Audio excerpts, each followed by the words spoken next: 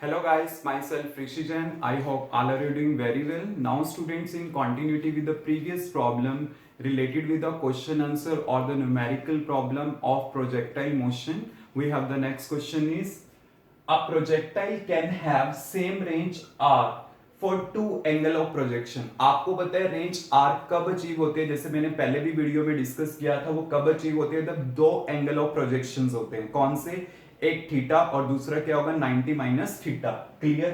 If T1 and T2 be the times of flight in the two cases, find the relation between the horizontal range and the product of two times of flight. मतलब आपने time of flights पे क्या करना है, product करना है. देखिए time of flight का मेरे पास फार्मूला होता है 2u sin theta divide by g. ये फार्मूला होता है. अब देखिए आपको फर्स्टली फार्मूला अच्छे से क्लियर होना चाहिए कि क्या फार्मूला होता है. क्लियर. अगर आपने उसमें मिस्टेक कर दी then your question will get damage. Clear.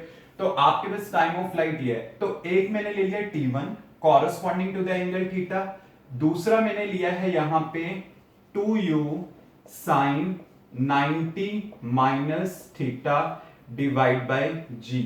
Because एक एंगल ऑफ प्रोजेक्शन आपके पास थीटा होगा and then second is 90 minus theta. तो आपके पास क्या आ गया 2u cos theta divide by g. ये आपके पास आ जाएगा. अब आपने दोनों के प्रोडक्ट को रिलेट करना है. और हॉरिजॉन्टल रेंज का क्या फार्मूला होता है? Horizontal range r equal to क्या होता है u square sin 2 theta divide by g. Clear. अब इनको आपस में रिलेट करना है बट इसका आपने प्रोडक्ट लेना है. तो पहले मैं दोनों का प्रोडक्ट ले लेता हूं T1 into T2. T1 into T2 means T1 ये है T2 ये है. तो मैंने क्या किया 2u sin theta divide by g, ये आपके पास है, into 2u cos theta divide by g. क्योंकि एक रिलेशन ये है एक ये है, मैंने मल्टीप्लाई कर दिया. तो यहां पे क्या आ जाएगा 4u square sin theta cos theta divide by G square. ये आ गया. अब देखिए इसको मैं कैसे लिख सकता हूं T1 इंटू T2 को. यहां पे मैंने इसको कैसे लिखा, जस्ट ऐसे कि 2 और इसको मैंने लिखा u square sin theta cos theta, और ये जैसे 4 है ना 2 इंटू 2 में डिवाइड किया तो इसका एक 2 मैंने यहां एडजस्ट कर दिया एंड डिवाइड बाय क्या होगा g इंटू जी. जैसे जी स्क्वायर है ना जी इंटू जी में ब्रेक कर दिया. अब इसको मैं कैसे लिख सकता हूं u square sin 2 theta divide by g into G. Because ये नॉन है कि आपके पास क्या होता है 2 sin थीटा cos थीटा क्या होता है sin 2 थीटा. आपके पास क्या आ जाएगा. अब देखिए u square sin 2 theta divide by g, ये टोटल क्या होगा मेरे पास r होगा. तो मैं यहां पे क्या करता हूं r पुट कर देता हूं, तो आपके पास ये आंसर आ जाएगा. तो बेसिकली जो मेरे पास रिलेशन है T1 और T2 की विद द हॉरिजॉन्टल रेंज, वो आपके पास क्या होगी, वो ये रिलेशन होगी. मींस एक तरह से आपने क्या चीज शो करनी थी, रिलेशन. प्रोडक्ट लिया उसमें मेरे पास रेंज एग्जिस्ट करेगा, बट ऑलवेज रिमेंबर जो पैरामीटर गिवन है आपका आंसर उसी में आना चाहिए. नाउ यू कैन सी कि मेरे पास आंसर उसी पैरामीटर में है और जी जस्ट मेरे पास कांस्टेंट है 9.8 मीटर पर second square. Clear. Any doubt? Now next question is a particle is projected with a velocity u के साथ उसको प्रोजेक्ट किया गया with some initial velocity u, so that the horizontal range is thrice the greatest height attained. मतलब जो उसकी range होगी वो क्या होगी, thrice time of the greatest height attained होगी.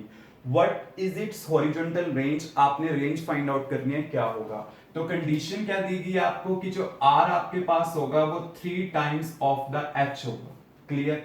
अब r का वैल्यू हमारे पास क्या होता है u square sin 2 theta divide by g equal to 3. Height का formula u square sine square theta divide by यहां पे क्या आएगा हमारे पास 2g. मींस फर्स्टली आपको फार्मूले लर्न होने चाहिए. u स्क्वायर और इसको मैं लिख सकता हूं 2 sine theta cos theta divide by g equal to 3u square sine square theta divide by 2g. u square by g, u square by g will be cancel out, sine theta 1 इससे cancel out हो जाएगा, आप इसको इस side ले जाओ, इसको इस साइड ले आओ, तो यहां पे क्या आएगा 4/3 because 2 into 2 4/3 equal to sine theta by cos theta, और ये आपके पास क्या होगा tan थीटा। क्लियर, मींस मेरे पास जो tan थीटा का वैल्यू है वो 4/3 है, और tan थीटा आपके पास क्या होता है परपेंडिकुलर अपॉन बेस।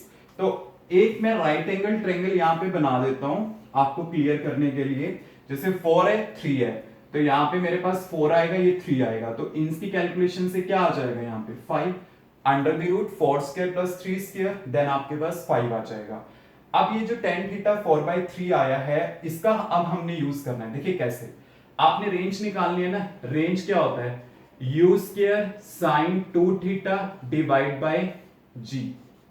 क्लियर, मैं इसको ऐसे लिख सकता हूं u square 2 sine theta cos theta divide by g, u square by g into 2, what will be the value of sin theta? sin theta का वैल्यू क्या होगा this upon this means 4/5, और cos theta का value क्या होगा 3/5, तो ये कितना आ जाएगा मेरे पास 12 into 2 24, तो आपके पास आ जाएगा 24 divide by 25 u square by g, ये आपके पास इसका आंसर आ जाएगा। क्लियर, मींस इजी है क्वेश्चन। जो r दिया था वो 3 टाइम्स ऑफ दिस दिया था, देन मैंने क्या किया यहाँ पे थ्राइस वही कंडीशंस पुट करी, फार्मूलास पुट किए, एंड देन मेरे पास tan थीटा आ गया।